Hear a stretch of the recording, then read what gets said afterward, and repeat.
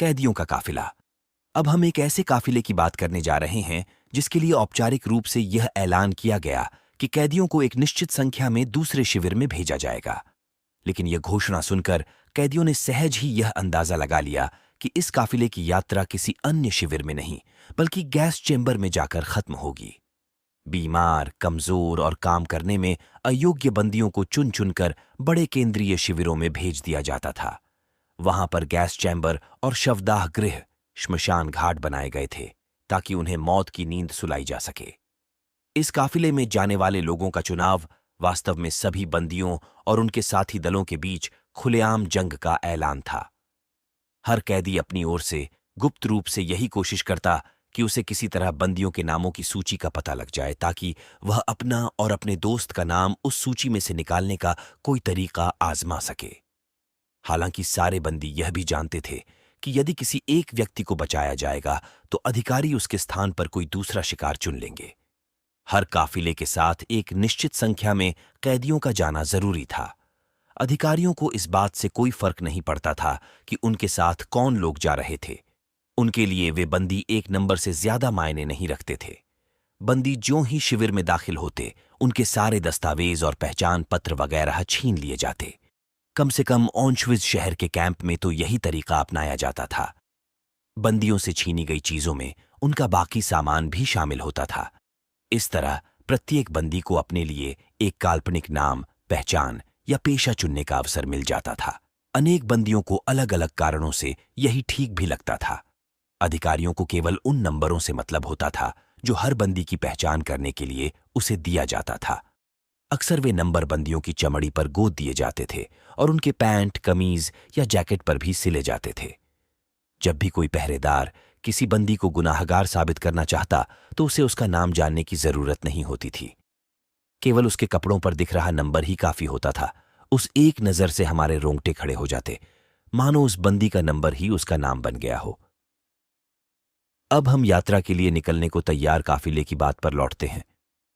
उस समय हम में से किसी भी बंदी के पास नैतिकता से सोचने समझने की न तो इच्छा थी और न समय। हर आदमी केवल इस सोच में डूबा था कि उसे किसी भी तरह खुद को जीवित रखना है ताकि वह एक दिन घर पर इंतजार कर रहे अपने परिवार वालों के पास लौट सके। इसके साथ ही उसे अपनी ओर से अपने किसी दोस्त की जान बचाने की कोशिश भी करनी थी। इस तरह हर कोई बिना किसी संकोच या झिझक के अपने या दोस्त के स्थान पर किसी दूसरे बंदी या नंबर को काफिले में जाने के लिए आगे करने की फिराक में रहता था। जैसा कि मैंने पहले भी कहा, कापोस यानी प्रमुख सिपाही को चुनने का तरीका बहुत नकारात्मक था। केवल बेरहम कैदियों को ही इस काम के लिए चुना जाता था। हालांकि इसमें कुछ सुखद अपवाद भी थे, लेकिन एसएस द्वारा कापोस के चुनाव के अलावा सभी बंदियों के बीच मानो अपने आप ही चुनने का सिलसिला जारी रहता। आमतौर पर केवल वही बंदी जीवित रह पाए थे जिन्होंने एक से दूसरे शिविर के बीच सालों की लंबी पैदल यात्राओं में स्वयं को जीवित रखने के लिए सारे नैतिक संकोच ताक पर रख दिए थे। वे अपने आप को बचाने के लिए अपनी ओर से हर उपाय करने के लिए तैयार थे, फिर भले ही उसके लिए उन्हें किसी भी तरह की बेईमानी क्यों न करनी पड़े। उन्हें निर्दयता, चोरी और मित्रों के साथ धोखाधड़ी करने से भी कोई परहेज न था। हम जैसे लोग जो अब तक संयोगवश या शायद किसी करिश्मे के कारण बचते आए थे, इस बात को अच्छी तरह जानते हैं कि चाहे कोई कुछ भी कहे, लेकिन यातना शिविरों में ऐसे कई लोग थे जो हमसे बेहतर इंसान थे, लेकिन वे कभी वहां से बचकर वापस नहीं लौट पाए। बंदियों का मनोविज्ञान। बंदी शिविरों के बारे में अब तक ढेरों विवरण सारे तथ्यों के साथ दर्ज हो चुके हैं। यहां तथ्य केवल इसीलिए मायने रखते हैं क्योंकि वे लोगों के अनुभव का एक हिस्सा होते हैं। यहां इन्हीं अनुभवों को दिखाने का प्रयत्न किया गया है। यह पुस्तक मौजूदा ज्ञान के संदर्भ में शिविरों में बंदी रहे लोगों के अनुभवों को सामने रखने का प्रयत्न करेगी। जो लोग कभी उन शिविरों के भीतर नहीं गए हैं, यह पुस्तक शिविरों को समझने में उनकी मददगार हो सकती है। इससे भी अहम बात यह है कि यह पुस्तक उन बंदियों के अनुभवों को जानने में सहायक होगी जो बचकर लौट तो आए, लेकिन अब उन्हें अपना जीवन बहुत कठिन लगता है। ऐसे भूतपूर्व बंदी प्रायः कहते हैं, हम अपने अनुभवों के बारे में बात करना पसंद नहीं करते। जो लोग उन शिविरों में रहे हैं, उनके लिए किसी भी प्रकार की व्याख्याओं की जरूरत नहीं है, और दूसरे लोग यह कभी नहीं समझ सकेंगे कि हमने उस समय क्या महसूस किया था और हम आज क्या महसूस करते हैं। इस विषय को व्यवस्थित रूप से पेश करना आसान नहीं है, क्योंकि मनोविज्ञान वैज्ञानिक रूप से निष्पक्ष रवैया चाहता है, यानी विषय को वैज्ञानिक नजरिए व तटस्थ भाव से परखा जाना चाहिए। लेकिन लेखक को ये सभी अनुभव स्वयं एक बंदी के तौर पर ही हुए हैं, तो क्या उससे उम्मीद की जा सकती है कि वह अपनी बात निष्पक्षता से कह सकेगा? क्या उसके निरीक्षण हर तरह के पक्षपात से मुक्त होंगे? बेशक ऐसी उदासीनता केवल बाहरी व्यक्ति ही अपना सकता है, लेकिन वह असली मूल्य वाले ब्यौरे कभी नहीं दे सकता।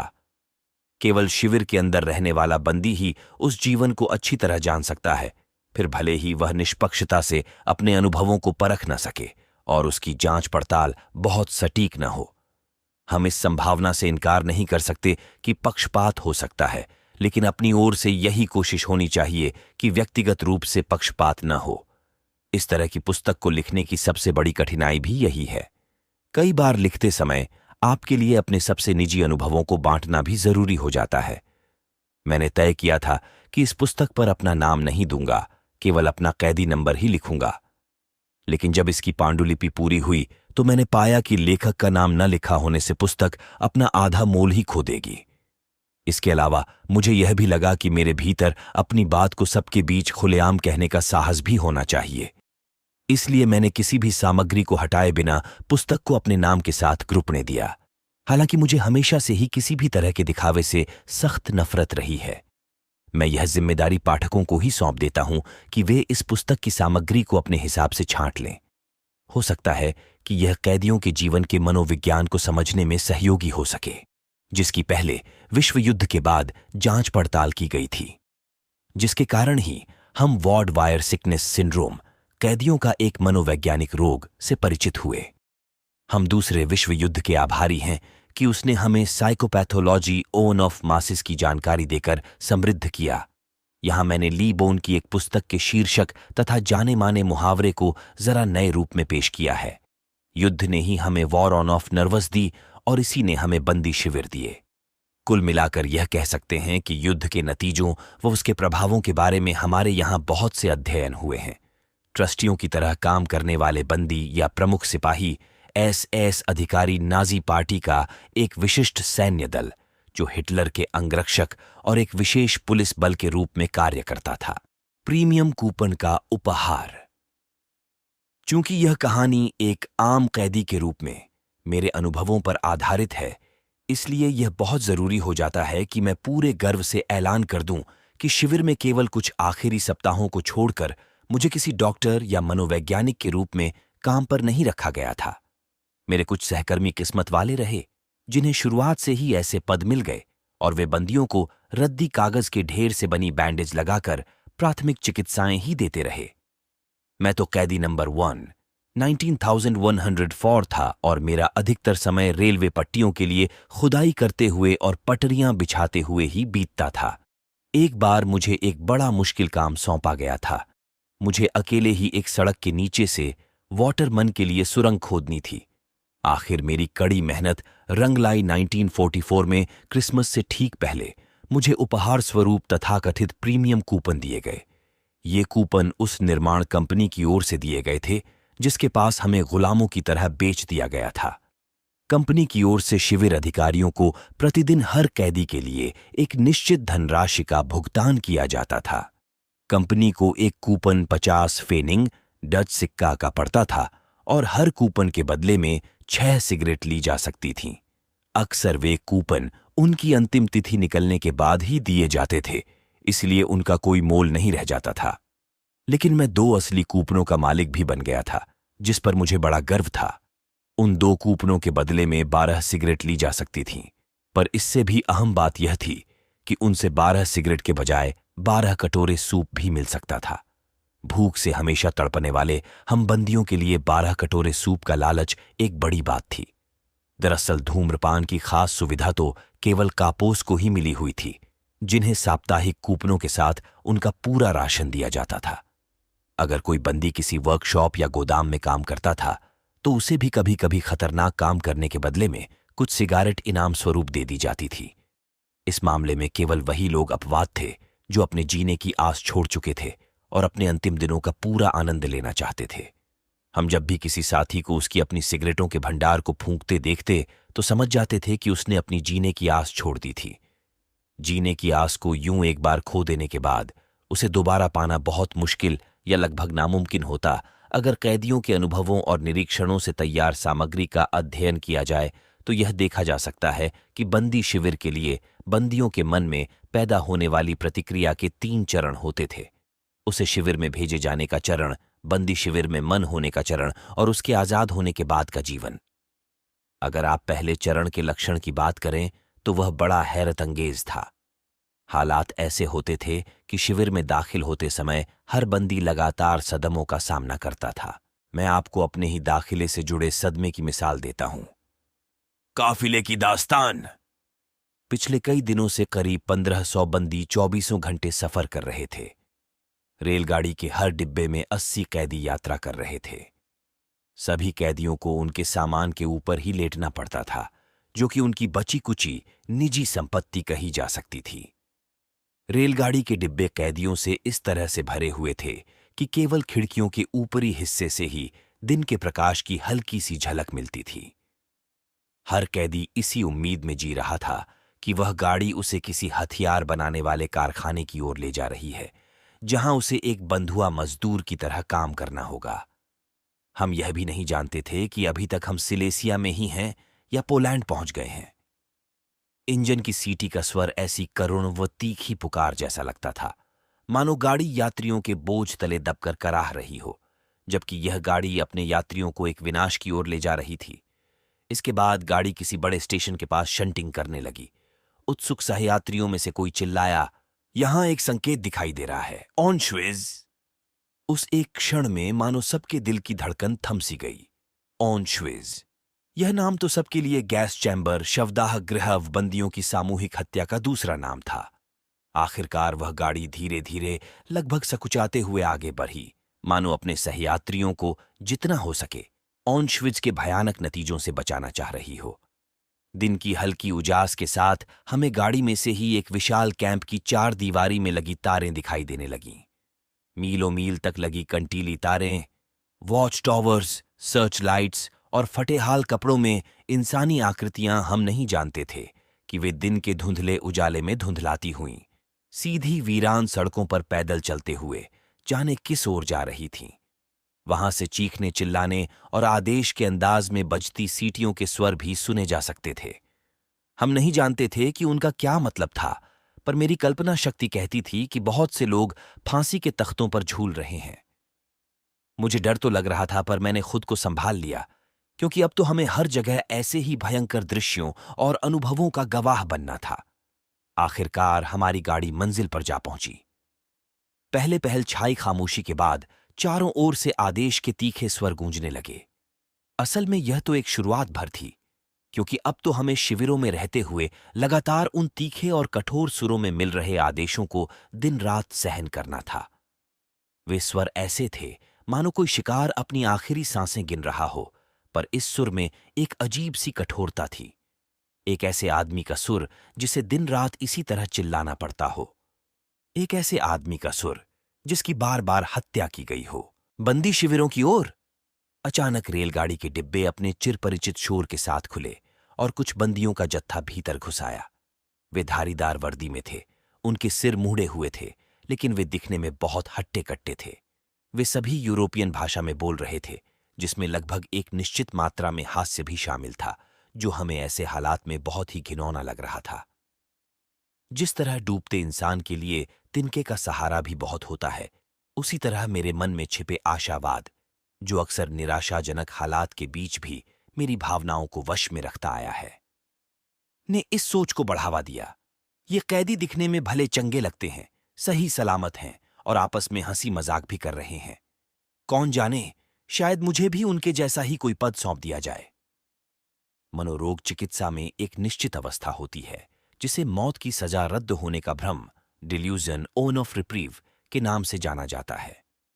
जिस व्यक्ति को प्राणदंड दिया जाना है, वह अपनी मृत्यु से ठीक पहले यह भ्रम पाल लेता है कि शायद उसे आखिरी पल में माफी मिल जाए और उसकी मौत का हुक्म वापस ले लिया जाए। हम सब भी इसी तरह आशा की डोर को थामे रखते हैं और आखिरी पल तक यही मानते रहते हैं कि हमारे साथ कुछ भी बुरा नहीं होगा। हमारे डिब्बे में घुस आए लाल लाल गालों और गोल चेहरों वाले कैदियों के चेहरे देखकर हमें भी हौसला मिल रहा था।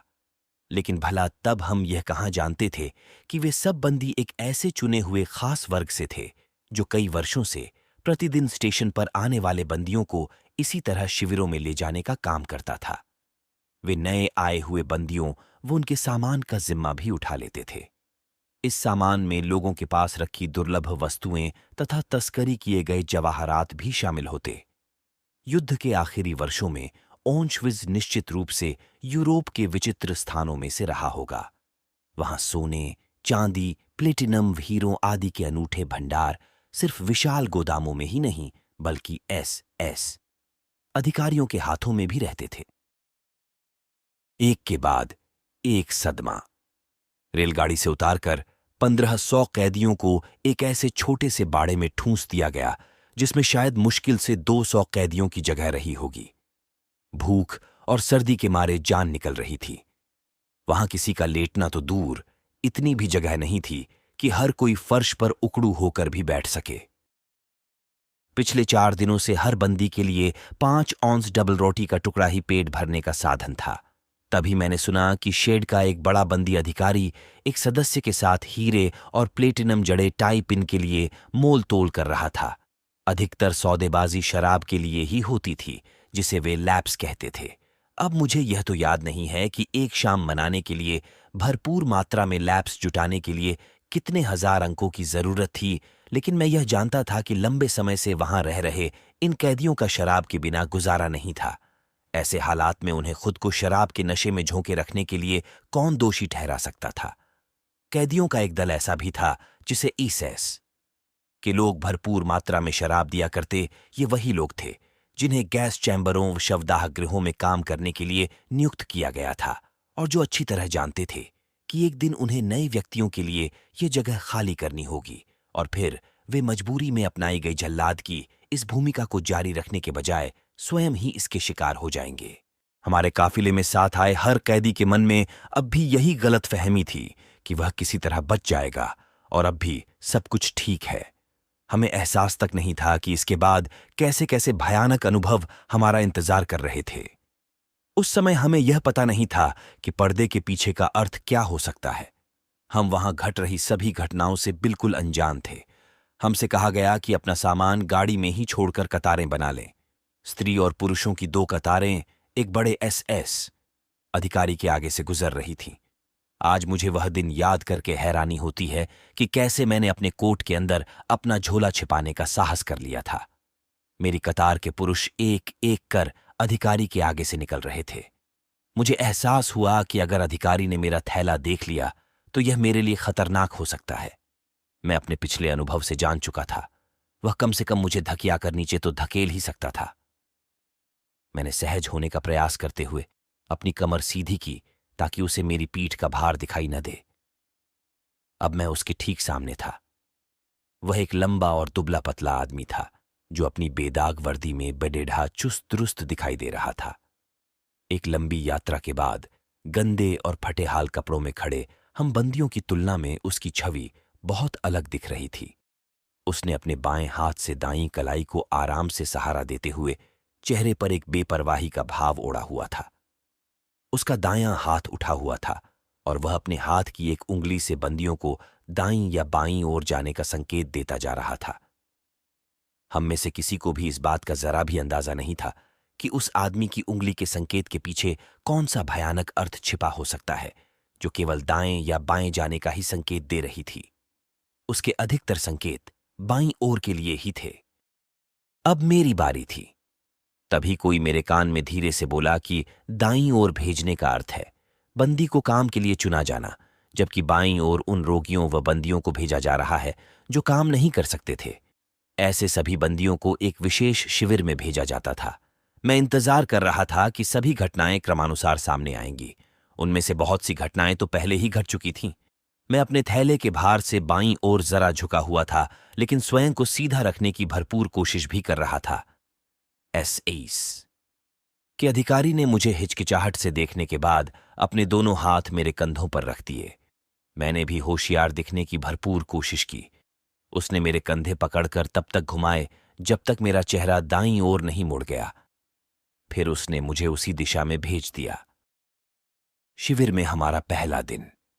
हमें उसी दिन शाम को उस उंगली के खेल के मायने समझ में आ गए। यह हमारे जीवन या मृत्यु के लिए लिया गया पहला फैसला या पहला चुनाव था। हमारे काफिले के अधिकतर व्यक्तियों यानी लगभग 90% साथियों के लिए यह मौत का फरमान था। अगले कुछ ही घंटों में उन्हें मौत की सजा सुना दी गई।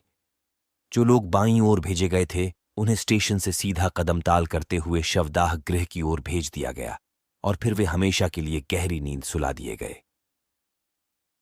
वहां काम कर चुके एक व्यक्ति ने मुझे बताया कि उस इमारत के दरवाजों पर कई यूरोपियन भाषाओं में स्नान घर लिखा था। अंदर जाते ही हर कैदी को एक साबुन का टुकड़ा दिया जाता और फिर, लेकिन शुक्र है कि मुझे वे सब घटनाएं दोहराने की जरूरत नहीं है, क्योंकि इस आतंक के बारे में पहले से ही बहुत से दस्तावेज मौजूद है और लोग इसके बारे में विस्तार से जानते हैं। हम में से जो लोग बच गए थे यानी काफिले के साथ आए केवल कुछ प्रतिशत बंदी, उन्हें शाम को यह सब पता चला। मैंने वहां पहले से रह रहे बंदियों से पूछा कि अन्य बंदियों और मेरे दोस्तों को कहां भेजा गया था। क्या उसे बाईं ओर भेजा गया था? उसने पूछा। हां, मैंने उत्तर दिया। तब तुम उसे वहां मिल सकते हो। उसने एक और इशारा किया। कहां? मैंने पूछा। उसने कुछ गज की दूरी पर दिख रही चिमनी की ओर इशारा किया, जिससे निकलती आग की लपट पोलैंड के आसमान पर जाते हुए आगे जाकर एक बादल में ओझल हो रही थी। वह देखो, तुम्हारा दोस्त स्वर्ग की दिशा में जा रहा है, जवाब आया। लेकिन मैं यह बात तब तक नहीं समझ सका जब तक मुझे दो टूक शब्दों में सारी हकीकत नहीं समझाई गई। मैं बातों को सिलसिलेवार ही बता रहा हूं। अगर मनोवैज्ञानिक नजरिए से देखा जाए तो स्टेशन से धुंधल से भरी उस सुबह से लेकर शिविर में हमारी पहली रात तक हमारे लिए अभी बहुत कुछ देखना बाकी था। हमें हथियारबंद एसएस पहरेदारों के साथ स्टेशन से दौड़ाया गया। हम शिविर की ओर जाते हुए उन कंटीली तारों के पास से गुजरे जिनमें बिजली का करंट था। इसके बाद हमें अपने शरीर को साफ सुथरा करने की कसरत से गुजरना था। जो लोग बच गए थे उनके लिए यह सचमुच का स्नान था। एक बार फिर से हमें यह झूठी तसल्ली होने लगी कि हमारे साथ कुछ बेहतर होने जा रहा था। इस अधिकारी दिखने में अच्छे लग रहे थे। जल्दी ही हमें उनकी सज्जनता का परिचय भी मिल गया। वे हमारे साथ सिर्फ तभी तक भले बने रहे जब तक उन्होंने हमें फुसलाकर हमारे हाथों पर बंधी घड़ियां नहीं हथिया लीं। वैसे भी हमें अपनी सारी संपत्ति तो उन्हें देनी ही थी। हमारा सारा सामान अब उनका था। अगर हम अपनी घड़ी उनमें से किसी एक को देते तो हमारे लिए ही फायदेमंद था। शायद वह किसी दिन हमारी भलाई का बदला चुका देता। हमें एक बरामदेनुमा स्थान पर इंतजार करने को कहा गया जो कीटाणुनाशन कक्ष के बाहर बना था। फिर एसएस के आदमी आए और उन्होंने जमीन पर कुछ कंबल बिछा दिए। वे चाहते थे कि हम अपना सारा सामान, हमारी घड़ियां और जेवरात आदि उन कंबलों पर फेंक दें। अब भी कुछ सीधे और मासूम बंदी ऐसे थे जिन्होंने एसएस अधिकारियों से यह पूछकर सबको चकित कर दिया कि क्या वे अपनी शादी की अंगूठियां, कोई मेडल या गुडलक पीस अपने साथ रख सकते थे। उन्हें अब भी यह बात समझ नहीं आई थी कि उनके पास कुछ नहीं रहने दिया जाएगा। मैंने पुराने बंदियों में से एक को अपने भरोसे में लेना चाहा। मैं झट से उसकी ओर खिसका और अपने कोट की अंदर वाली जेब में पड़े कागजों के पुलिंदे को दिखाते हुए धीमे से बोला, देखो, मेरे पास एक वैज्ञानिक पुस्तक की पांडुलिपि है। मैं इसे बचाना चाहता हूं। मैं जानता हूं कि तुम कहोगे कि मुझे तो भगवान का शुक्रिया अदा करना चाहिए कि मेरी जान बच गई। मैं इससे ज्यादा अपनी किस्मत से और क्या उम्मीद रख सकता हूं। पर मैं खुद को रोक नहीं सका। इसीलिए तुमसे विनती करता हूं कि तुम किसी भी कीमत पर इस पांडुलिपि को बचाने में मेरी मदद करो। यह मेरी सारे जीवन की जमा पूंजी है। तुम समझ रहे हो ना मैं क्या कह रहा हूं? ऐसा लगा कि शायद उसे बात समझ आने लगी थी। धीरे धीरे उसके चेहरे पर मुस्कान दिखने लगी। ऐसा लगा कि उसे मुझ पर तरस आ रहा हो। लेकिन फिर उसकी मुस्कान अचानक विस्मय भाव में बदल गई, मानो वह मेरा अपमान कर रहा हो। और तब उसने अपने मुंह से वह शब्द निकाला, शिट। यह शब्द हम शिविरवासियों के जीवन में सदा अपनी मौजूदगी बनाए रखता था। वह अपने हाव भावों से भी मेरा काफी उपहास कर चुका था। उसी समय मेरा आमना सामना क्रूर सत्य से हुआ और मैंने अपनी मनोवैज्ञानिक प्रतिक्रिया के पहले चरण के आखिरी बिंदु को पहचाना। मैं अपने पिछले जीवन से एक झटके में ही बाहर आ गया था, यानी अब मुझे पूरी तरह से केवल आज में ही जीना था। अब मेरे पास अपने लिए कुछ भी बचाकर रखने का कोई अधिकार नहीं था।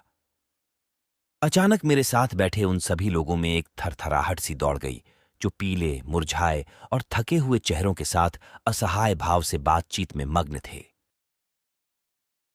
हमें फिर से कड़ीडीडीहे स्वर में दिए जा रहे आदेश सुनाई देने लगे और मुक्कों व घूंसों के साथ स्नानघर की ओर रवाना किया गया। जब हम भीतर गए तो एक एसएएस अधिकारी हम सबके इंतजार में पहले से वहां मौजूद था। वह बोला, मैं तुम सबको 2 मिनट का समय देता हूं और यह समय मेरी घड़ी के हिसाब से होगा। इन 2 मिनटों के भीतर तुम्हें अपने सारे कपड़ीहे उतारने होंगे। तुम्हारी देह पर जो भी है उसे उतारकर अपने पास ही जमीन पर रख दो। तुम्हारे पास अपने जूते, गैलिस और टांगों के बीच बंधी गद्देदार पट्टी के सिवा कुछ नहीं बचना चाहिए। मैं गिनती करना शुरू करता हूं। अब लोगों ने बेहिचक अपने कपड़े फाड़ने आरंभ कर दिए। समय कम हो रहा था। वे मारे घबराहट के और भी बदहाल हो रहे थे। घबराकर अपने अंतर्वस्त्र, बेल्ट और जूतों के तस्मों से उलझ रहे थे। फिर हमने पहले कोड़े की फटकार सुनी। नंगी देहों पर चमड़े के कोड़े मारे जा रहे थे। इसके बाद हम सबको झुंड बनाकर एक ऐसे कमरे में ले जाया गया जहां हमारी हजामत हुई। सिर समेत हमारे शरीर के किसी भी अंग पर बाल का एक कतरा तक नहीं छोड़ा गया। इसके बाद हमें स्नान करने के लिए कतारों में भेज दिया गया। हम एक दूसरे को पहचान तक नहीं पा रहे थे, पर हमें यह देखकर बहुत सुकून मिला कि नलों से असल में पानी ही टपक रहा था। जब हम अपने स्नान की बारी आने के इंतजार में थे, तो अपनी देह के नंगेपन ने हमें एहसास दिलाया कि हमारे पास अब अपने नंगे शरीरों के अलावा कुछ नहीं बचा था। यहां तक कि अब उस पर बाल तक नहीं बचे थे। सच कहूं तो हम सभी अपने इन नग्न अस्तित्वों के वश में थे। ऐसा लगा जैसे अपने पिछले जीवन से हमारा कोई नाता ही न रह गया हो। मेरे पास चश्मा और बेल्ट बची थी। बाद में डबल रोटी के एक टुकड़े के लिए मैंने वह बेल्ट भी किसी दूसरे को दे दी थी। शरीर के निचले हिस्से में पहनी जाने वाली गद्दीदार पट्टियों के मालिकों के लिए थोड़ा बहुत रोमांच अभी बाकी था। शाम को हमारी झोंपड़ी में हमारे वरिष्ठ बंदी अधिकारी ने अपना भाषण देते हुए छत पर लटक रही बल्लियों की ओर इशारा किया और कहा कि अगर किसी गद्दीदार पट्टी के मालिक ने अपनी पट्टी में पैसे या कीमती पत्थर वगैरह सिलकर छिपाने की कोशिश की तो वह उसे उसी बल्ली से लटकाकर मार देगा। उसने गर्व से बताया कि शिविर का वरिष्ठ अधिकारी होने के नाते वह ऐसा करने का पूरा हक रखता है। जहां तक हमारे जूतों का सवाल था, यहां भी मामला इतना आसान नहीं था। हालांकि हमें उन्हें रखने की इजाजत थी, परंतु जिनके पास अच्छे जूते थे उन्हें उनसे छीनकर बदले में ऐसे जूते दे दिए गए थे जो उनके पैरों में फिट नहीं आते थे। असली मुश्किल तो उन कैदियों के लिए थी जिन्होंने अपने वरिष्ठ कैदी साथियों की सलाह मानकर अपने बड़े व लंबे जूते काट दिए थे और उनके कटने के निशान छिपाने के लिए उन पर साबुन मल दिया था जो हमें नहाते समय दिया गया था। ऐस के लोग तो जैसे इसी मौके की तलाश में थे। सभी गुनाहगारों को एक साथ वाले छोटे कमरे में ले जाया गया। कुछ ही देर बाद हमने दोबारा कोढ़े बरसने और उन लोगों के कराहने की आवाजें सुनी और इस बार ये मारपीट पहले से अधिक समय तक जारी रही। इस तरह हमारे सारे भ्रम धीरे धीरे एक एक कर टूट रहे थे और फिर अचानक हम में से अधिकतर कैदी एक भयंकर किस्म के हास्य बोध में मग्न हो उठे। हम जानते थे कि अब हमारे पास हास्यास्पद रूप से नग्न जीवन के सिवा खोने के लिए बाकी कुछ बचा ही नहीं था। जब नलों से पानी आने लगा तो हमने अपने और एक दूसरे के बारे में हंसी मजाक करने की पूरी कोशिश की। जो भी हो भई, उन नलों से तो हमें शुद्ध पानी ही मिल रहा था। उस विचित्र प्रकार के हास्यबोध के अलावा हम एक और भावना को महसूस कर सकते थे, कौतूहल या जिज्ञासा। मैं पहले भी इस प्रकार की जिज्ञासा का सामना कर चुका था।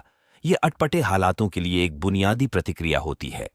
एक बार पर्वतारोहण के अनुभव के दौरान मेरी जान पर बनाई थी और दुर्घटना के उस कठिन क्षण में मेरे मन में केवल यही जानने का कौतूहल बचा था कि इस घटना के बाद मैं जीवित बचूंगा या फिर मुझे अपनी फूटी खोपड़ी के अलावा शरीर के और कौन कौन से अंगों के टूटने फूटने की पीड़ा सहनी होगी, यही सर्द कर देने वाला कौतूहल ऑश्विट्ज़ कैंप में भी साथ बना रहा।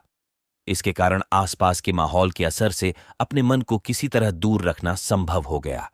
उस समय यह सोच एक सुरक्षा साधन के रूप में कारगर सिद्ध हो रही थी। हम यह जानने को उत्सुक थे कि इसके बाद क्या होगा और उसके क्या नतीजे सामने आएंगे। मिसाल के लिए, कड़कड़ाती सर्दी के दिनों में हमारा खुली हवा में खड़े होना और स्नान के बाद लंबे समय तक कपड़ों के बिना रहना।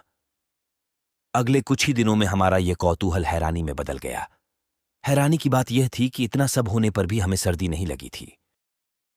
नए कैदियों के लिए ऐसे ही बहुत से हैरत अंगेज अनुभव इंतजार कर रहे थे। हम लोगों के बीच जो लोग चिकित्सा के क्षेत्र से जुड़े थे, उन्होंने इन्हें सबसे पहले जाना। किताबें हमेशा झूठ बोलती हैं। शिविर में आने से पहले मुझे यकीन हुआ करता था कि कुछ ऐसे काम भी हैं जो हम कर ही नहीं सकते, जैसे हम इसके या उसके बिना नहीं सो सकते थे, हम इसके या उसके बिना नहीं जी सकते थे। जबकि हम ऑश्विट्ज़ में पहली रात ऐसे बिस्तरों में सोए थे जो एक के ऊपर एक कतार में लगे हुए थे। करीबन 6.5 से 8 फीट के प्रत्येक तख्त पर 9 बंदी सो रहे थे। उन 9 बंदियों के बीच केवल 2 कंबलों को ही सर्दी से बचाने का काम करना था। हम ऐसा करने में सफल रहे, लेकिन हम सबको एक ही करवट लेकर एक दूसरे से बेतरह सटकर भीड़ के बीच सोना पड़ा। हमने गहरी नींद ली। बेशक कुछ बातों से अनजाने में लाभ भी मिल जाता है। हड्डियों को जमा देने वाली सर्दी के बीच इस व्यवस्था ने थोड़ी राहत दी। हालांकि अपने बिस्तरों पर जूते पहनकर सोने की मनाही थी, पर कुछ लोगों ने उन्हें तकिए की तरह सिरों के नीचे दबा लिया था। उन्हें इस बात की परवाह नहीं थी कि वे जूते कीचड़ से सने हुए थे। बाकी कैदियों को अपना सिर अपनी बाजू पर ही टिकाना पड़ रहा था, जो एक ही स्थान पर रखे जाने की वजह से अकड़ रही थी। फिर भी हमें नींद आई और कुछ घंटों के लिए मानो हर प्रकार के कष्ट और जुल्म से छूट मिल गई। मैं ऐसे ही कुछ और आश्चर्यों के बारे में बताना चाहूंगा जो उस दौरान हमने अपनी सहन शक्ति की सीमा के बारे में जाने। हम अपने दांत साफ नहीं कर सकते थे। इस मजबूरी और विटामिन की भयंकर कमी के बावजूद हमारे मसूड़े पहले से कहीं ज्यादा स्वस्थ और मजबूत थे। हमें करीबन 6 माह तक एक ही कमीज को तब तक पहनना होता था जब तक वह दिखने में कमीज लगनी बंद नहीं हो जाती थी। हम कई कई दिनों तक अपने शरीर को साफ नहीं कर पाते थे क्योंकि नलों में पानी जम जाता था, और फिर भी हमारे गंदे हाथों पर पड़ढ़े छालों और फफोलों में मवाद नहीं भरता था, यदि उनमें बर्फ के कारण शीतदंश न हुए हों। हम में से कई लोगों को पहले कच्ची नींद की शिकायत थी। ये लोग हल्की सी आहट सुनकर भी नींद से उठकर बैठ जाया करते थे, लेकिन अब यही लोग शोर शराबे के बावजूद अपने उस साथी के भार तले दबे गहरी नींद लेते पाए जाते थे, जो उनके कान से कुछ ही इंच की दूरी पर लंबे लंबे खर्राटे भर रहा होता था। दोस्तोवस्की का एक कथन है जिसमें उन्होंने साफ शब्दों में कहा था कि एक मनुष्य के रूप में हम किसी भी चीज के आदी हो सकते हैं। अगर अब हमसे कोई इस कथन की सच्चाई के बारे में पूछता तो हमारा जवाब होता, जी हां, मनुष्य किसी भी वस्तु का आदी हो सकता है, पर मेहरबानी करके हमसे यह न पूछें कि ऐसा कैसे होता है। अभी हमारी मनोवैज्ञानिक खोजबीन हमें इतनी दूरी तक नहीं ले गई थी, और न ही हम बंदियों के रूप में उस मोड़ तक पहुंचे थे जहां ऐसे सवालों के जवाब देना संभव हो। हम अब भी अपनी मनोवैज्ञानिक प्रतिक्रियाओं के पहले चरण में थे। भले ही कुछ देर के लिए सही, पर हम में से हर कैदी के मन में कभी न कभी आत्महत्या का विचार अवश्य आया। यह हमारी असहाय अवस्था, हर रोज हर वक्त लगातार मंडराते मौत के खतरे और दूसरे बंदियों की मौत को बहुत पास से देखने के अनुभव की उपज थी। अपने निजी संकल्प के अनुसार, जिसके बारे में हम बाद में चर्चा करेंगे, मैंने शिविर के पहले ही दिन स्वयं से वादा किया था कि मैं कभी भी उन करंट वाले तारों को गले से नहीं लगाऊंगा जो हमारे शिविरों के आसपास लगाए जाते थे। प्राय शिविर में आत्महत्या करने के लिए इसी लोकप्रिय तरकीब का नाम लिया जाता था। आत्महत्या करने की इच्छा रखने वाला व्यक्ति जाकर करंट वाले कंटीले तारों को छू लेता, और मेरे लिए यह फैसला कर पाना बहुत मुश्किल भी नहीं रहा। वैसे भी शिविर में रहे लोगों के औसतन जीवन काल को ध्यान में रखते हुए आत्महत्या करने का कोई तुक भी नहीं बनता था, क्योंकि हमारे लंबे समय तक बचने की संभावना बहुत कम थी। केवल कुछ ही लोग इसके अपवाद के रूप में गिने जा सकते थे, जो हर प्रकार के चुनाव की प्रक्रिया से बेदाग निकल जाते थे। ऑशविट्ज के नए कैदी अपने सदमे की पहली अवस्था के दौरान मौत से भयभीत नहीं हुए, यहां तक कि पहले कुछ दिन के बाद कैदियों के लिए गैस चैम्बर का भय भी जाता रहा। जो भी हो, कम से कम गैस चैम्बर होने के कारण आत्महत्या की नौबत नहीं आती थी।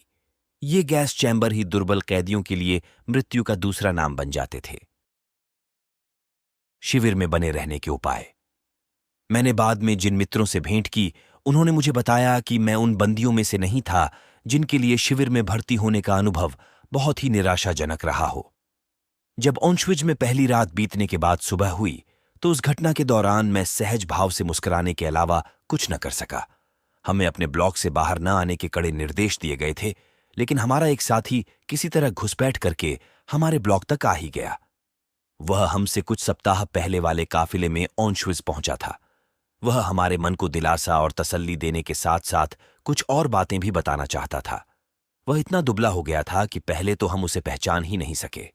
उसने अपने हास्यबोध और मुझे परवाह नहीं वाले रवैये के साथ हमें झटपट कुछ टिप्स दिए, जैसे भयभीत मत होना, चुनाव के समय हिम्मत बनाए रखना। डॉक्टर एस चिकित्सा अधिकारी डॉक्टरों के लिए थोड़ा लिहाज कर लेता है। मेरा यह साथी गलत कह रहा था। झोंपड़ियों के ब्लॉक के एक डॉक्टर कैदी की आयु लगभग 60 साल थी। उसने मुझे बताया था कि उसने डॉक्टर एम से विनती की थी कि वह उसके बेटे को बचा ले, जिसके भाग्य में गैस चैम्बर ही लिखा था, पर डॉक्टर एम ने बड़ी ही बेरहमी से इनकार कर दिया था। और एक बात तो मैं तुम्हें हाथ जोड़कर कहना चाहता हूं, उसने अपनी बात जारी रखी। हजामत करना मत भूलो। अगर मुमकिन हो सके तो रोज करो, भले ही तुम्हें इसके लिए कांच के टुकड़े का ही इस्तेमाल क्यों न करना पड़े, भले ही इसके बदले में अपना डबल रोटी का टुकड़ा ही क्यों न देना पड़े। इस तरह तुम जवान दिखोगे और गालों पर लाली भी बनी रहेगी। अगर तुम जीवित रहना चाहते हो तो उसके लिए यहां एक ही उपाय है। तुम्हें देखकर लगना चाहिए कि तुम काम करने के लिए पूरी तरह से फिट हो। मान लो कि तुम्हारे पांव पर कोई छाला हो गया और तुम इसकी वजह से लड़खड़ा कर चल रहे हो, और अगर एस का कोई अधिकारी या सिपाही तुम्हें देख लेता है तो वह इशारा करके तुम्हें कतार से अलग कर देगा और अगले ही दिन तुम खुद को गैस चैम्बर में पाओगे। तुम जानते हो, हमारे यहाँ कमजोर, दयनीय, मरियल, रोगी और शारीरिक कार्य न कर पाने वाले व्यक्ति को मौस्लेम कहकर पुकारा जाता है।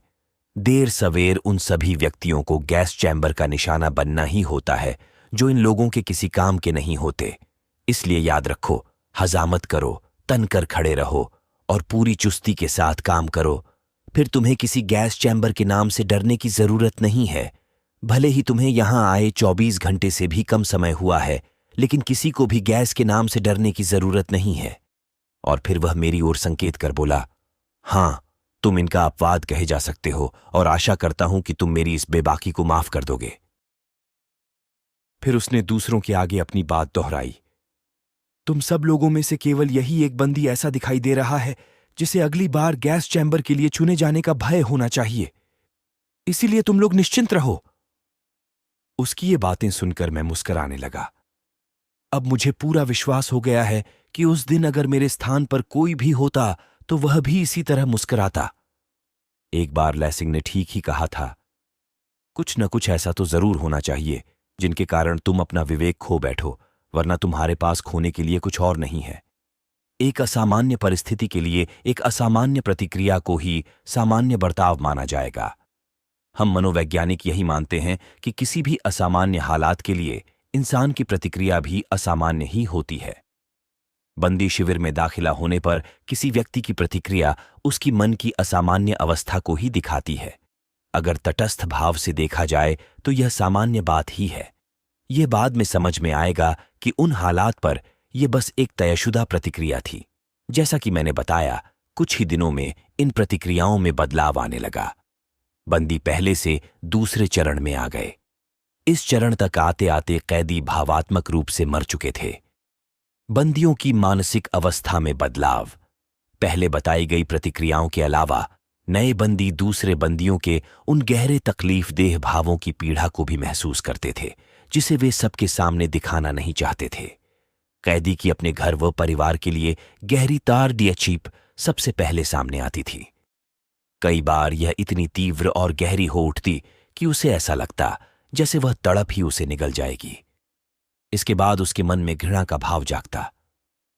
उसे उस सारी बदसूरती से घृणा होने लगती जो उसके आसपास फैली थी, भले ही वह सिर्फ अपने बाहरी रूपों में ही क्यों न हो।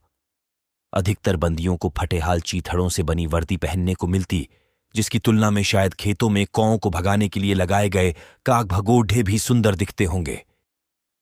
शिविर की झोंपड़ियों के बीच कीचड़ फैला रहता। कोई उसे जितना भी साफ करने की कोशिश करता, उसे उतना ही अधिक उसके संपर्क में आना पड़ता। नए कैदियों को बड़े ही चाव से उन दलों के बारे में विस्तार से बताया जाता जिन्हें शौचालय साफ करने और मल ढोने का काम करना होता था। हमेशा की तरह ढलान युक्त खेतों की ओर मल ढोते समय कुछ गंदगी छलक कर ढोने वाले के चेहरे पर आती। अगर वह घृणा जाहिर करता या अपना मुंह साफ करने की कोशिश करता तो कांपो यानी सिपाही का कोड़ा बरस जाता था। इसलिए सारे बंदी जल्द ही सामान्य प्रतिक्रियाएं देना बंद कर देते थे।